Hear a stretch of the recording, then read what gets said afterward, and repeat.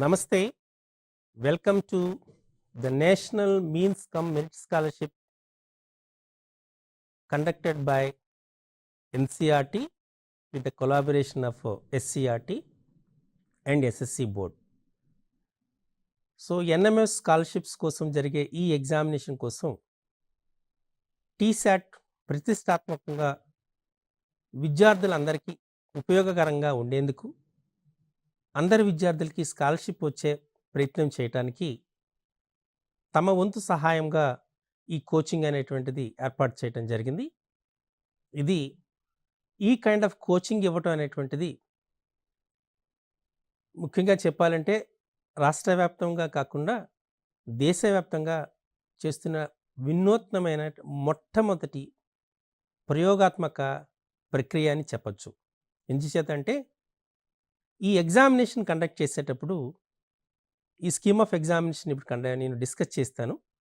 ఈ ఎగ్జామినేషన్ అనేటువంటిది the first examination the 8th class children is going to write in a national wide competition. ఒక దేశవ్యాప్తంగా జరిగేటటువంటి ఓ ఎగ్జామినేషన్ పిల్లవాడు రాయబోతున్నాడు. This is the first one. And the second one, ఇంతవరకు తను ప్రాక్టీస్ చేయని పరిచయము లేని అంశాలను కూడా ఇప్పుడు ఎగ్జామినేషన్లో రాయబోతున్నాడు. ఎందుచేతంటే ఈ ఎగ్జామినేషన్లో 2 kinds ఆఫ్ ప్యాటర్న్స్ ఉన్నాయి. 2 kinds ఆఫ్ ఎగ్జామినేషన్ ప్యాటర్న్స్ ఉన్నాయి. One is called as mental ability test, MAT అంటారు. రెండోది శాట్, స్టాటిస్టిక్ ఆప్టిట్యూడ్ టెస్ట్ అంటారు. 90 మార్కులకు మెంటల్ ఎబిలిటీ టెస్ట్ ఉంటుంది, 90 మార్కులకు సబ్జెక్ట్ టెస్ట్ ఉంటుంది. కాబట్టి ఈ 90 మార్కులకు మెంటల్ ఎబిలిటీ అనేది పూర్తిగా విద్యార్థులకి కొత్తదనమే అనిపిస్తుంది. ఇందులో సిరీస్ అని, ఎనాలజీ అని, క్లాసిఫికేషన్ అని, బ్లడ్ రిలేషన్స్ అని, క్లాక్స్ అని, క్యాలెండర్ అని, వెర్బల్ నాన్ వెర్బల్ అని సుమారు 26 రకాల ప్రశ్నల గురించి రాయబోతున్నాడు. ఇంకొక విషయం ఏంటంటే ఈ ఎగ్జామినేషన్ని 180 మార్క్స్ కండక్ట్ చేయడం జరుగుతుంది ఫర్ 180 minutes. 180 మార్కుల ప్రశ్నపత్రాన్ని 180 నిమిషాల్లో పూర్తి చేయవలసి ఉంటుంది. అంటే ఒక ప్రశ్నను పూర్తి చేయడానికి విద్యార్థికి కేటాయించబడిన సమయం 1 నిమిషం మాత్రమే. విద్యార్థి ప్రశ్నను చదవాలి, చదివి అర్థం చేసుకుని సమాధానాన్ని గుర్తించాలి. As per the education psychology and examination management, to study the total question including options, it will take nearly 30 seconds. అంటే మనకు ఇచ్చిన ప్రశ్న చదవటానికి, అందులో ఇచ్చినటువంటి ప్రత్యామ్నాయ సమాధానాన్ని గుర్తించటానికి కేవలము చదవటం గుర్తించడానికే 30 సెకండ్లు ఖర్చు అవుతుంది. అంటే సమాధానాన్ని మనం సాధించడానికి లేదా సమాధానం కనుక్కోవడానికి మిగిలిన సమయం కేవలం 30 సెకండ్లు మాత్రమే గుర్తుపెట్టుకోవాలి. కాబట్టి విద్యార్థులు అంటుంటారు చాలా ప్రయత్నం చేయాలి, అలాగే చాలా ప్రాక్టీస్ చేయాలి. అలా ప్రాక్టీస్ చేసేటప్పుడే ఈ ఎగ్జామినేషన్లో ఇచ్చిన 180 ప్రశ్నల సమాధానాన్ని కనుగొనేటువంటి ఆస్కారం ఉంటుంది. ఇది మీరు ముఖ్యంగా గుర్తుపెట్టుకోవాల్సిన అంశం. ఒక ప్రశ్నకు కేవలం 1 నిమిషం మాత్రమే ఇవ్వబడుతుంది. రెండవది, ఇచ్చినటువంటి పేపర్లో ఆన్సర్ షీట్లో మీకు ఓఎంఆర్ ఆన్సర్ షీట్ అనేది ఇవ్వబడుతుంది. ఆ ఓఎంఆర్ ఆన్సర్ షీట్లో ఇచ్చిన 4 ఆప్షన్లో ఏ ఆప్షన్ కరెక్టో గుర్తించి దాన్ని బబులింగ్ చేయవలసి ఉంటుంది. ఇది మీరు చేయవలసినటువంటి ఆన్సర్ చేయవలసినటువంటి విధానం. అయితే ప్రశ్నాపత్రంలో మీకు కేవలం చివరి పేజీలో ఒక వైట్ పేపర్ మాత్రమే ఉంటుంది. ఆ వైట్ పేపర్ను యూజ్ చేసుకునే మీ యొక్క క్యాలిక్యులేషన్స్ అన్నీ చేయాలి. అంటే 180 ప్రశ్నలకు కావలసినటువంటి క్యాలిక్యులేషన్స్ అన్నీ ఒక ఎడిషనల్ షీట్ పైన, అంటే ఒక షీట్ పైనే ఆన్సర్ చేయవలసి ఉంటుంది. కాబట్టి వేరే ఇతర పేపర్లు కానీ లేక వైట్ పేపర్లు కానీ ఇవ్వటం కానీ మీరు తీసుకువెళ్ళడం కానీ సాధ్యం కాదు. కాబట్టి మీరు ఎంత జాగ్రత్తగా అయితే దాన్ని యూజ్ చేసుకుంటారనేటువంటి దానిపైనే మీ మార్క్స్ అనేటువంటివి కూడా ఆధారపడతాయి. ఇంకొక ముఖ్యమైనటువంటి విషయం ఏంటంటే ఈ ఎగ్జామినేషన్లో మీరు చూసేటప్పుడు కొన్ని పూర్తిగా నూతన ప్రశ్నలే వస్తాయి. కాబట్టి ఈ క్లాసెస్ని మీరు జాగ్రత్తగా ఫాలో అయి తర్వాత వాటిని ప్రాక్టీస్ చేస్తే ఖచ్చితంగా మీరు విజయం సాధించే అవకాశం ఉంటుంది. ఇంతవరకు మీరు మనకు తెలిసిన సమాచారం ప్రకారము సుమారు 11 గంటల నుండి 12 గంటల మధ్యలో ఈ క్లాసెస్‌ని మనం టెలికాస్ట్ చేసే అవకాశం ఉంటుంది. కాబట్టి విద్యార్థులందరూ కూడా ఈ 11-12 గంటల సమయంలో పూర్తిగా వీటిపైన దృష్టి కేంద్రీకరించి మీ నోట్సెస్‌లో ఆ కాన్సెప్ట్స్ అన్నీ రాసుకొని, తర్వాత వాటిని మీరు ప్రాక్టీస్ చేసి మరుసటి దినానికి మీరు రెడీగా అవ్వాల్సి ఉంటుంది. మీ ఉపాధ్యాయులు కూడా దీనికి సపోర్ట్ తీసుకుంటే ఖచ్చితంగా మీరు ఈ ఎగ్జామినేషన్‌లో విజయం సాధించే అవకాశం ఉంటుంది. ఓకే. అలానే ఇందులో మీరు చేయవలసిన పనేంటంటే, ఇది 6థ్, 7థ్, 8థ్ స్టాండర్డ్‌ల మీద అడిగే ప్రశ్నలొస్తాయి. ఇది 8థ్ క్లాస్ చిల్డ్రన్ మాత్రమే ఎలిజిబిలిటీ ఉంది దీనికి, ఈ ఎగ్జామినేషన్‌కి. అంటే ప్రెజెంట్ 8థ్ క్లాస్ ఎవరైతే చదువుతున్నారో ఆ పిల్లలు 8థ్ క్లాస్ ఈ ఎగ్జామినేషన్ రాయడానికి పాసిబిలిటీ ఉంది. ఇంకా మరో కండిషన్ ఏంటంటే, ఇది కేవలము గవర్నమెంట్ స్కూల్ చిల్డ్రన్ మాత్రమే రాసే అవకాశం ఉంటుంది. రెసిడెన్షియల్ స్కూల్‌లో చదివే వాళ్ళు, అలాగే ఇతర అంటే ప్రైవేట్ స్కూల్స్‌లో చదివే వాళ్ళకి ఎలిజిబిలిటీ లేదు. మనం ఇప్పుడు చూద్దాం ఏంటంటే, the national means come merit scholarship NMMS is provided by the MHRD, government of India.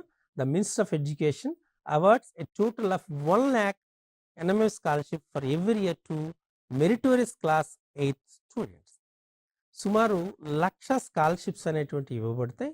ఇది మనకు ఉన్నటువంటి ఈ నియమ నిబంధనల ఆధారంగా సుమారు మనకు 2,500 స్కాలర్‌షిప్స్ అనేటువంటిది తెలంగాణ స్టేట్‌కి కేటాయింపబడ్డాయి లాస్ట్ ఇయర్. సుమారు ఈ సంవత్సరం కూడా అదే వచ్చే అవకాశం ఉంటుంది. NMMS examination are conducted by SCERT, director of government examination, SSC board at state level in offline mode. ఇది ఖచ్చితంగా మనకు ఆఫ్‌లైన్ మోడ్‌లోనే కండక్ట్ చేయడం జరుగుతుంది. క్రిందటి 2 సంవత్సరాలు మనకు కరోనా పాండమిక్ సిచ్యుయేషన్‌లో చాలా ఇబ్బంది పడ్డాం కాబట్టి, కిందటి సంవత్సరం జరగవలసినటువంటి టైంలో కాకుండా కాస్త లేట్‌గా ఎగ్జామినేషన్ అనేటువంటిది జరగడం జరిగింది. ఈ సంవత్సరం వాతావరణ పరిస్థితులు అన్నీ కూడా అనుకూలంగా ఉన్నాయి కాబట్టి మోస్ట్‌లీ మనకు ఎగ్జామినేషన్ షెడ్యూల్ ప్రకారమే జరిగే అవకాశం ఉంటుంది. ఈ ఎగ్జామినేషను ఎప్పుడు కూడా నవంబర్ 1st సండే, ఇది నవంబర్ 1st సండే నాడే జరుగుతుంది. అది డేట్‌తో సంబంధం లేకుండా నవంబర్ 1st సండే నాడు ఉంటుంది.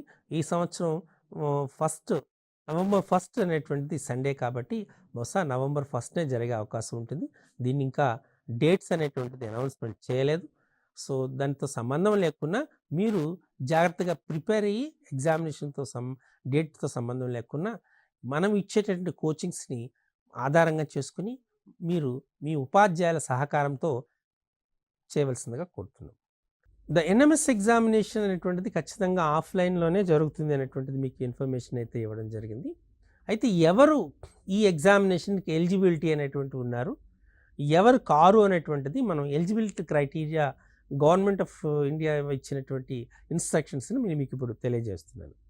ఎ student must have been selected by the state level authority in the merit list. ఈ ఎగ్జామినేషన్‌లో ఎవరైతే క్వాలిఫై అవుతారో, సెలెక్ట్ అవుతారో ఆ లిస్ట్‌లో వాళ్ళే ఎలిజిబిలిటీ ఉంటుంది ఈ స్కాలర్‌షిప్ తీసుకోవడానికి. అలాగే a student must pass the class 8th with a minimum of 55% marks, 50 marks for SC, ST to fulfil the eligibility criteria of NMMS 2021 scholarship examination. So, మనం ఈ ఎగ్జామినేషన్‌లో మనకేంటంటే మినిమమ్ క్వాలిఫై మార్క్స్ కూడా ఇవ్వడం జరిగింది. అదేంటంటే ఫర్ ఎస్సీ, ఎస్టీ అయితే schedule కులాలు, షెడ్యూల్ తెగల విద్యార్థులు అయితే 50% మార్కులు అయితే వాళ్ళు క్వాలిఫై అయ్యే అవకాశం ఉంటుంది. అలాగే మిగతా జాతుల అంటే మిగతా కులాల పిల్లలు, విద్యార్థులు 55% అనేటువంటి మార్క్స్ అనేటువంటి రావాల్సి ఉంటుంది.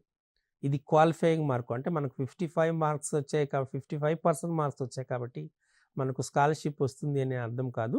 అంటే వాళ్ళు క్వాలిఫై కావడానికి కావాల్సినటువంటి కనీస మార్కుల శాతం 55%గా మీరు గుర్తించవలసి ఉంటుంది. The family income of the student should not exceed 1,50,000 per annum or less from all the sources. ₹1,50,000 ఆదాయం కంటే ఎక్కువ ఆదాయం, సంవత్సర ఆదాయం ఎక్కువ ఆదాయం ఉండకూడదు. ఇది మరో కండిషన్. జనరల్‌గా గవర్నమెంట్ స్కూల్‌లో చదువుతున్నటువంటి పిల్లలకి వాళ్ళ ఆదాయము ఈ ఆదాయం లోపే ఉంటుంది కాబట్టి పెద్దగా వరి అవసరం పని లేదు.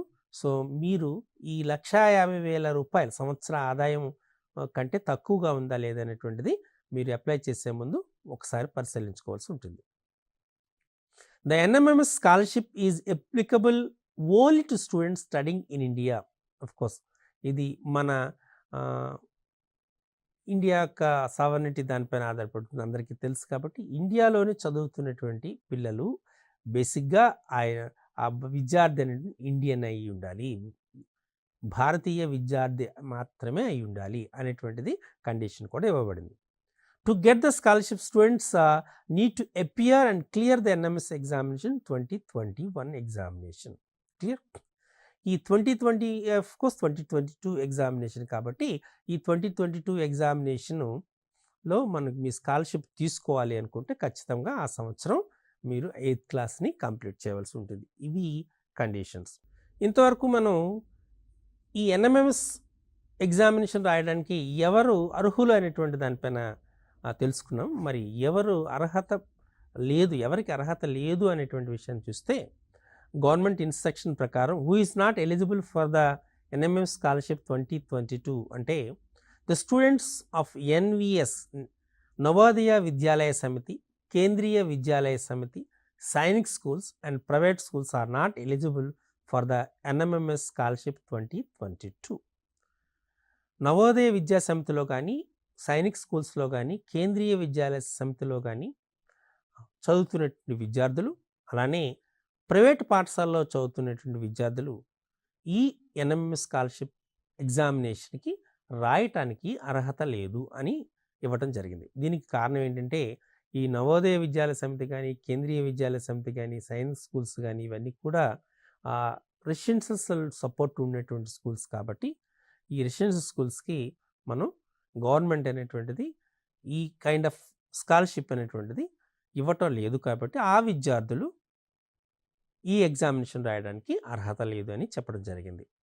అలాగే the students who are studying in the boarding or residential schools run by the state government institutions are not eligible.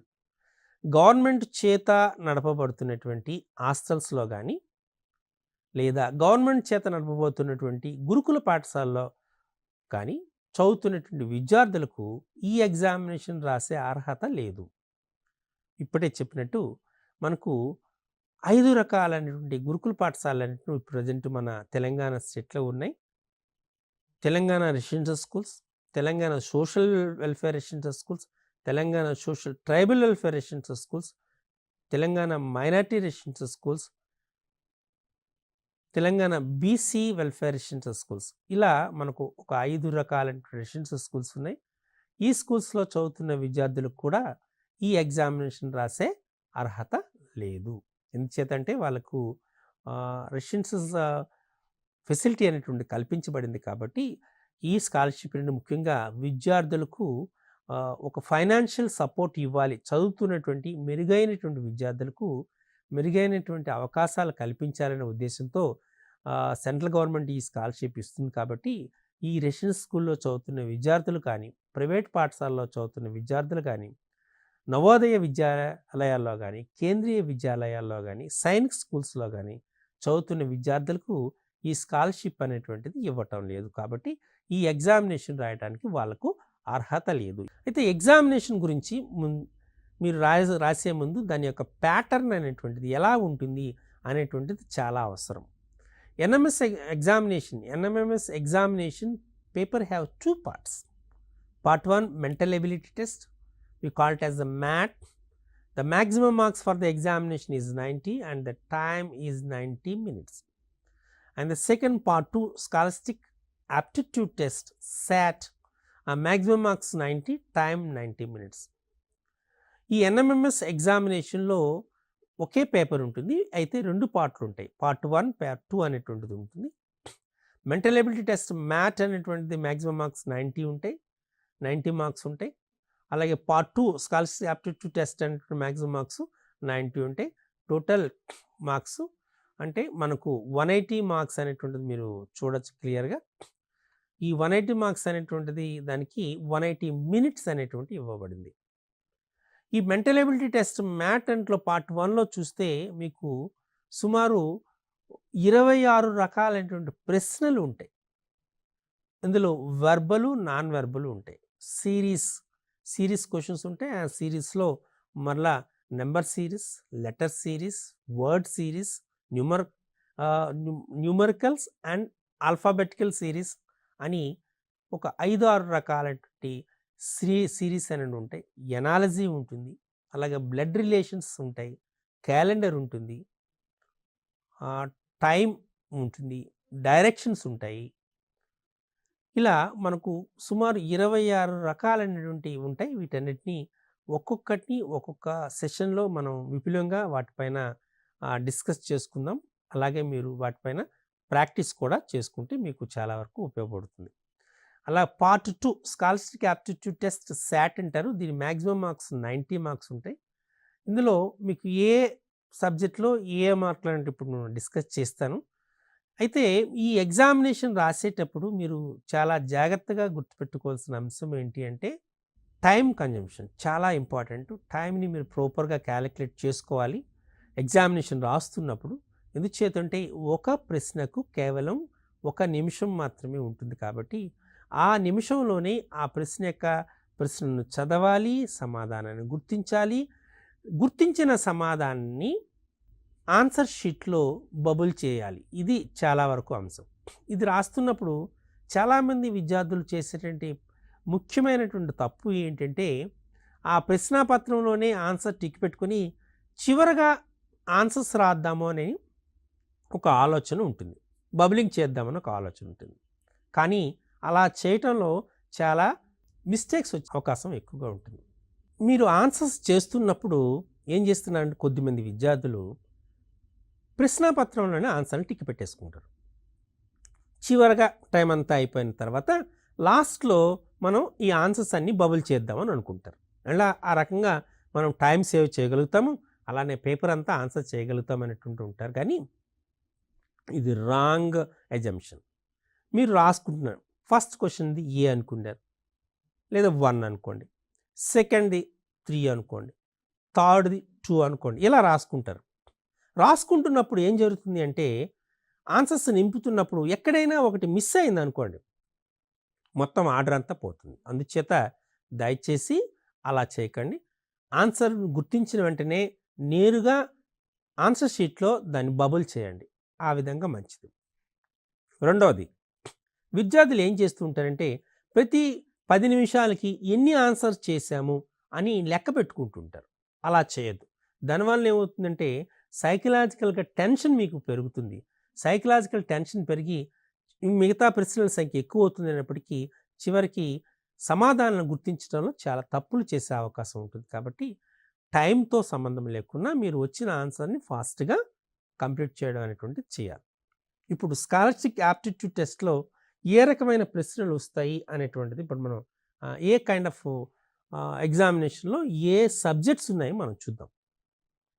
ఇందులో మనకు physics, chemistry, biology, mathematics, history, geography, political science, economics అని మొత్తము మనకు physics, chemistry, biology 3, mathematics, history, geography 3, political science and economics 2 అంటే 8 subjects ఉన్నాయని గుర్తించాలి. కాబట్టి ఈ 8 సబ్జెక్ట్స్ యొక్క కాన్సెప్ట్స్ కూడా మీరు చదువుకోవాలి బాగా. ఇవి 6th, 7th క్లాస్ స్టాండర్డ్లో మీరు నేర్చుకునేటువంటి అంటే 8th క్లాస్తో సహా మీరు నేర్చుకునేటువంటి అంశాల మీద ప్రశ్నలు వస్తాయి. మీరు చాలా జాగ్రత్తగా గుర్తించవలసిన విషయం ఏంటి అంటే academic examination is totally different from the competitive examination. మీరు నిత్యము రాసేటటువంటి ఫార్మేటివ్ టెస్ట్లు కానీ సమ్మేటివ్ టెస్టుల్లో కానీ అడిగే ప్రశ్న విధానానికి ఈ ఎగ్జామినేషన్లో అడిగే ప్రశ్న విధానానికి చాలా తేడా ఉంటుంది. ఈ విషయాన్ని మీరు గమనించాలి. అందుకే మీరు ఏం చేస్తారంటే పాత ప్రశ్నాపత్రాలని ఒకసారి తీసుకొని అందులో ప్రశ్నని ఏ విధంగా అడిగారంటే విషయాన్ని కూడా మీరు గమనించి తదనుగుణంగా మీరు ప్రాక్టీస్ చేయగలిగితే డెఫినెట్గా ఈ ఎగ్జామినేషన్లో మంచి మార్కులు వచ్చే అవకాశం ఉంది. ఇది చాలా ఇంపార్టెంట్. అందుచేత మన క్లాసెస్ని ఈ టీశాట్లో టెలికాస్ట్ కాబోతున్నటువంటి మన క్లాసెస్ని చాలా జాగ్రత్తగా ఫాలో కండి. ఏ రోజు కూడా మిస్ కావద్దు. అలా కాకపోతే మీకు ఎలా పాత ప్రశ్నలు ఎలా ఇచ్చారు, ఎటువంటి ప్రశ్నలు రాబోతున్నాయి, వాటిని మీరు ఎలా ప్రిపేర్ కావాలి అనే అంశాన్ని మనం క్లియర్గా చాలా విపులంగా వీటిని డిస్కస్ చేస్తాం. కాబట్టి మీ ఉపాధ్యాయుల సహకారంతో మీరు ప్రాక్టీస్ చేస్తే ఖచ్చితంగా మీరు ఎగ్జామినేషన్ మంచిగా రాయగలుగుతారు. ఫిజిక్స్ మనకు 91 to 102 క్వశ్చన్స్ ఉంటాయి. అంటే ఇది క్వశ్చన్ నెంబర్ ఇది ఫిక్స్డ్గా ఉంటుంది ఎగ్జామినేషన్లో. కాబట్టి 91 నుండి 102 ఉన్న ప్రశ్నలు ఫిజిక్స్కి సంబంధించినవి ఉంటాయి, భౌతిక శాస్త్రానికి సంబంధించి ఉంటాయి. అంటే 12 మార్కులు వీటికి ఇవ్వబడతారు. కెమిస్ట్రీ 103 to 113 వరకు ఉంటాయి. అంటే సుమారు 11 ప్రశ్నలు ఇవ్వబడతాయి. అలాగే బయాలజీ జీవశాస్త్రం 114 నుండి 125 వరకు ఉంటాయి. అంటే 12 మార్క్స్ ఉంటాయి. ఆ మ్యాథమెటిక్స్ 126 నుండి 145 వరకు ఉంటాయి. 20 మార్కులు కేటాయింపబడతాయి. అక్కడ మీకు క్లియర్గా చూడండి, 12 మార్కులు ఫిజిక్స్కి, కెమిస్ట్రీ 11 మార్కులు అంటే 23, బయాలజీ 12 మార్కులు అంటే 35, మ్యాథమెటిక్స్ 20 అంటే 45. చూసారా? అంటే మనకు సోషల్ స్టడీస్ కాకుండా నాన్ సోషల్ స్టడీస్ సబ్జెక్ట్స్ అంటే ఫిజిక్స్, కెమిస్ట్రీ, బయాలజీ, మ్యాథమెటిక్స్ ఈ 4 సబ్జెక్ట్స్లో కలిపి 45 మార్కులు కేటాయింపబడ్డాయి. హిస్టరీ 146 to 155 10 మార్కులు, జాగ్రఫీ 156 to 165 10 మార్కులు, పొలిటికల్ సైన్స్ 166 to 175 10 మార్కులు, ఎకనామిక్స్ 176 to 180 5 మార్కులు. ఇవి అంటే 10, 10, 20, 10, 30 ప్లస్ 5 మనం చూస్తే మనకి ఎన్ని వచ్చినాయి టోటల్గా 35 మార్కులు కదా. అంటే మనకు ఇక్కడ వచ్చినటువంటివి క్లియర్గా మీరు అబ్జర్వ్ చేస్తే ఇక్కడ ఎన్ని వచ్చినాయి 45 మార్కులు ఎగ్జామినేషన్లో తీసుకున్నారు కదా. 45 అంటే 45 మనకు 35 మార్కులు వచ్చాయి. 10, 10, 10 35 మార్కులు. మ్యాథమెటిక్స్, బయాలజీ, కెమిస్ట్రీ, ఫిజిక్స్ మన 12 కలిపితే అవి మనకు 55 మార్కులు వచ్చాయి. ఇవి 35 మార్కులు వచ్చాయి. 55, 35 కలిపితే టోటల్గా 90 మార్కులు వచ్చినట్టుగా మీరు గమనించాలి. చూసారా? కాబట్టి ఈ వెయిటేజ్ అన్ని సబ్జెక్టులకు సమాన ప్రాధాన్యత ఇవ్వబడింది. అయితే కొద్దిగా గణితంకు ఉన్నటువంటి ప్రాధాన్యతను బట్టి గణితానికి 20 మార్కులు కేటాయింపబడింది. సో ఇందులో మీకు ప్రశ్నలు ఎలా వస్తాయి, ఏ రకంగా మీరు ప్రిపేర్ కావాలి అనేటువంటి వాటిపైన కూడా మనం డిస్కస్ చేద్దాం. ఎలా చేద్దాం అనేటువంటిది చూద్దాం. ఫర్ ఎగ్జాంపుల్ మీకు ఒక ప్రశ్నను డిస్కస్ చేస్తాం. జస్ట్ ఒక ప్రశ్న చూడండి ఎలా చేస్తున్నటువంటిది. దానికి ఎగ్జామినేషన్లో లాస్ట్ ఇయర్ అడిగిన క్వశ్చన్ ఏంటంటే YE into ME is equal to triple T.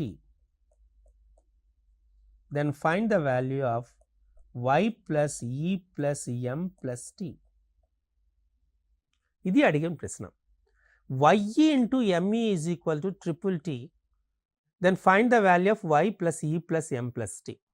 ఇందులో Y అనేటువంటిది 2 అంకెల సంఖ్య, ME అనేటువంటిది కూడా 2 అంకెల సంఖ్య, ట్రిపుల్ T అనేటువంటిది 3 అంకెల సంఖ్య. అయితే Y plus E plus M plus T యొక్క విలువను కనుక్కోండి అన్నారు. ఇది ప్రశ్న. యాక్చువల్గా ఇది మీ 8th క్లాస్ టెక్స్ట్ బుక్లో ఇవ్వబడింది కూడా, వర్క్డ్ ఎగ్జాంపుల్లోగా ఇవ్వబడింది. ప్లేయింగ్ విత్ నెంబర్స్ అనేటువంటి కాన్సెప్ట్లో 8th క్లాస్ టెక్స్ట్ బుక్లో ఉంది. ఇది వర్క్డ్ ఎగ్జాంపుల్గా ఉదాహరణ సమస్యగా ఇవ్వడం జరిగింది. కానీ చాలామంది వీటిని ప్రాక్టీస్ చేయరు. ప్రాక్టీస్ చేస్తే మీకు ఖచ్చితంగా ఉపయోగపడుతుంది. అయితే Y into ME is equal triple T Y అయితే ఏంటి అంటే ఈ ప్రశ్న అనేటువంటిది ఎక్కడ న్యూమరికల్స్ లేవు, కానీ సమాధానం న్యూమరికల్గా వస్తుంది. ఎలా ఉంటుంది? ఇక్కడ ట్రిపుల్ T అన్నారు. ట్రిపుల్ T అనగానే ఏమవుతుంది అంటే 111 అవుతుంది, 222 అవుతుంది, 333 అవుతుంది, 444 అవుతుంది, 555 అవుతుంది, 666 అవుతుంది, లేదా 999. అంతేనా? 111 or 222 or 333 or 444 or 555 or 666 or 777 or 888 or 999 also. So ఈ నెంబర్స్ను చూసినా మీకు కామన్గా వచ్చినటువంటిది ఏంటి? మనం 999 రాస్తున్నాం అనుకోండి ఫర్ ఎగ్జాంపుల్ 9 ఇంటూ 111గా రాసుకోవచ్చు. 888 8 into 111, 666 6 into 111, 555 5 into 111, triple T. You can write it as T into 111. Is it clear? నేను అదే రాస్తున్నాను, T into 111. 111. 111 చూడగానే 1 + 1 + 1 ఎంత అయింది? 3. 3 అనగానే మనకు if the sum of the digits is a multiple of 3 then the number is divisible by 3. కాబట్టి 111 అనేటువంటిది మనం 3 యొక్క గుణిజంగా చెప్పొచ్చు, అంతేనా? T into ఈ 111 you can write it as 37 into 3, correct? 37 3s are. Now it's very clear 37 is a prime number. There is no other factors for it. So it should be one of the number either YE or ME, correct? ఎందుకు చేత మనకి ఎడమ చేతి వైపు మనం తీసుకున్నాం అనుకోండి, అక్కడ రెండు అంకెల సంఖ్యల అర్థం ఉంది, ఒకటి YE రెండవది ME. ఖచ్చితంగా ఒకటి ఈ 37 కావాలి. అంటే ఫర్ ఎగ్జాంపుల్ మనం YE ఈజ్ ఈక్వల్ టు 37 అని అనుకుంటున్నాం, బాగానే ఉంది. YE 37 అనుకున్నారు అనుకోండి, అప్పుడు MEకి 2 ప్రాపర్టీస్ వస్తాయి. ఏంటది? ME should be T into 3, అంతేనా? అంటే it's a multiple of 3 and YE ME both are ending with the same digit, that is E. కాబట్టి ఇది last digit of ME should be 7. అంటే మేబీ 17, 27, 37, 47, 97 అప్ టు, అంటే మనకు 9 possibilities ఉన్నాయి. ఈ 9 పాసిబిలిటీలో ఒకటి మనకు అవుతుంది. ఇక ఇంకొక ప్రాపర్టీ ఏంటి? It's a multiple of 3. Multiple of 3 కదా, అంటే ఇప్పుడు మనం చెక్ చేద్దాం. 17 మల్టిపుల్ ఆఫ్ 3 అవుతుందా? కాదు. 27 చెక్ చేద్దాం. 27 ending with 7 is a multiple of 3, correct? Multiple of 3. So కాబట్టి మనం ఒకసారి అనుకుందాం, ME is equal to 27. 37 27 999, correct, మనకు వచ్చేసింది. అంటే మనం మిగతా చూసే అవకాశం ఉంది, అవసరం లేదు. ఎందుకు? ఇంకో వేరే నెంబర్ చూసాం అనుకోండి, ఇట్స్ మోర్ దాన్ 3 డిజిట్ అవుతుంది, కాబట్టి ఇది మనకు సాధ్యం అవసరం లేదు.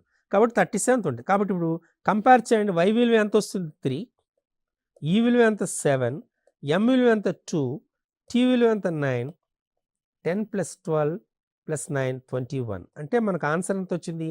21. 21 is the answer. So Y + E + M + T is equal to 21.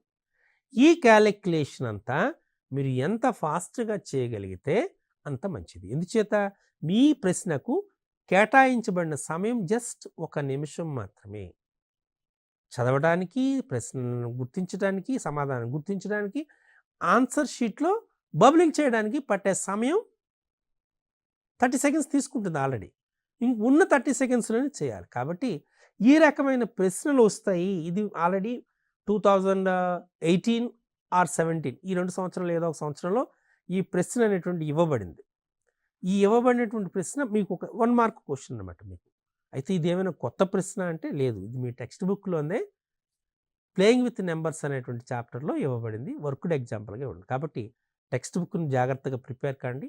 ప్రశ్నలు ఏమీ భయంకరంగా ఏమి రావు. ఉన్న టెక్స్ట్ బుక్లో ఉన్న నాలెడ్జ్ని బేస్ చేసుకుని రెగ్యులర్గా ఇచ్చే ప్రశ్న కాకుండా కాస్త లాజికల్ రీజనింగ్ని జోడించి ఇవ్వబడుతుంది. అన్ని ప్రశ్నలు ఒకే రకంగా అలాగనే ఉంటాయి.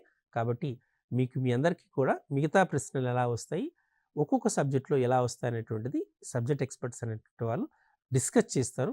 సో ఎగ్జామినేషన్ని అర్థం చేసుకున్నారు కదా, అందరూ అప్లై చేయండి. మన టీశాట్ నిర్వహించేటువంటి ఈ ట్రైనింగ్ ప్రోగ్రామ్ని, ఈ ఓరియంటేషన్ క్లాసెస్ని జాగ్రత్తగా ఫాలో అప్ కండి. ఖచ్చితంగా మీరు స్కాలర్షిప్ తీసుకునే అవకాశం ఉంటుంది. సో అందరికీ ఉపయోగపడాలని సర్వే జన సుఖినో భవంతు. నమస్తే.